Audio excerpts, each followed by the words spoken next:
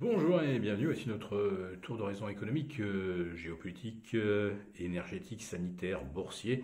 Nous sommes le lundi 3 octobre et pour comprendre comment tourne la planète finance, c'est sur la bourse au quotidien et nulle part ailleurs et l'épisode du jour s'intitulera Quand les cadeaux aux riches commencent à faire peur aux riches, ça sent pas bon.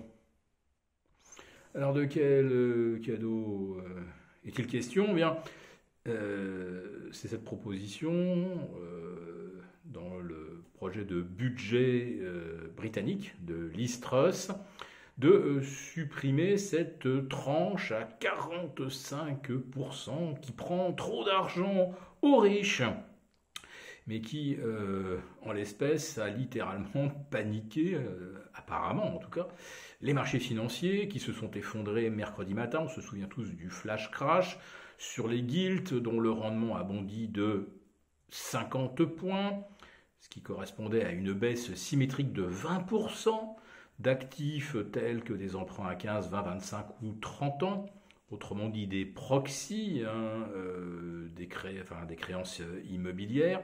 La livre perdait 4% en 4 minutes. Panique à bord, intervention de la Banque centrale d'Angleterre, 70 milliards d'actifs obligataires rachetés dans l'urgence. Eh bien là, oui, c'est un cadeau aux riches qui n'a pas plu aux riches. Alors que Donald Trump, qui avait abaissé les impôts pour les plus riches dans son package historique de 2018, avait provoqué une hausse de 20% de Wall Street en seulement quelques semaines. Là, ça a provoqué un effondrement des obligations de 20% en seulement quelques minutes. Bien, la livre n'est pas tirée d'affaire, mais au moins elle est repassée au-dessus des 110 face au dollar et face à l'euro. On respire un peu. On va peut-être respirer d'ailleurs encore un petit peu mieux, mais pour des raisons techniques au cours des prochaines séances, puisque sur le CAC 40, on a enchaîné 12 séances de baisse sur 14. Aux États-Unis, on était à, je crois, 7 séances de baisse sur 8 pour le S&P. On a vu le Nasdaq perdre pratiquement 10% au mois de septembre. On atteint des niveaux de survente qu'on a observés qu'à 2 reprises au XXIe siècle. Donc oui, on est survendu court terme, mais est-ce que cela a ramené pour autant les multiples de capitalisation à des niveaux acceptables? Oh là là, on en est très loin. Et oui, on est encore à plus de 20% les bénéfices estimés aux États-Unis sur le S&P, alors que la moyenne en fin de correction moyen-long terme, c'est entre 10 et 13. Dans le pire des cas, ça serait encore une division par 2 d'un PER moyen qui est actuellement même de plus de 20%, 20 et demi. Donc, on est peut-être mûr techniquement pour un rebond, je le répète, qui sera purement technique, mais on est encore très très loin d'avoir retrouvé des cours d'achat. Alors bien sûr, en spéculation, on peut peut-être s'amuser à tenter des coups. Pourquoi pas miser sur un rebond du CAC 40 entre 5650 ce matin et peut-être 5850 d'ici 48 ou 72 heures.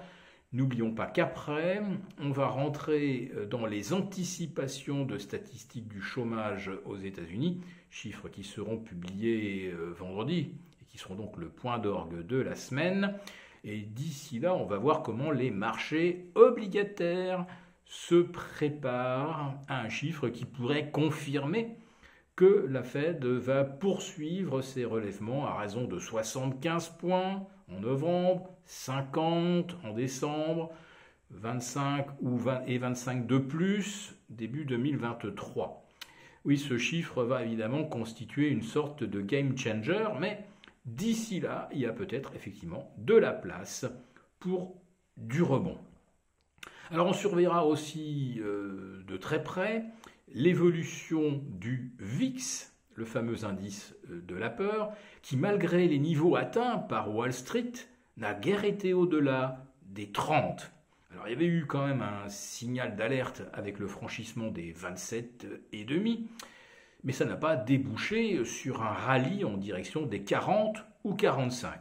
Là encore, historiquement, aucun mouvement de repli moyen terme ne s'est achevé avec un VIX plafonnant autour de 30. Clairement, les marchés ne sont pas encore assez inquiets et on n'a pas encore assisté à des ventes forcées.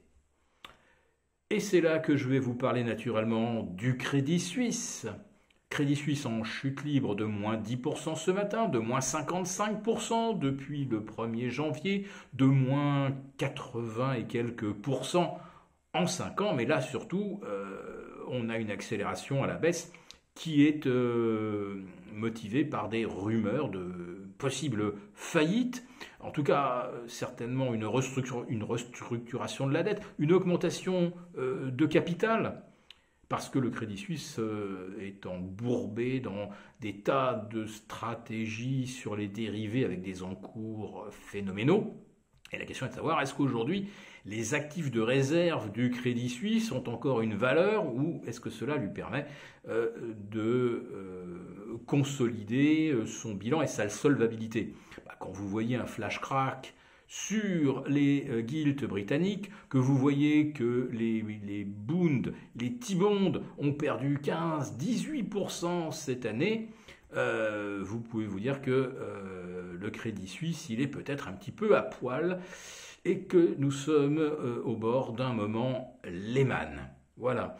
Donc, entre le prochain moment Lehman et le rebond actuel, je veux dire que la fenêtre me paraît un petit peu étroite et qu'un rebond, jouer un rebond, ça reste pour l'instant plutôt réservé aux riches et qui sont un petit peu avertis des intentions des banques centrales.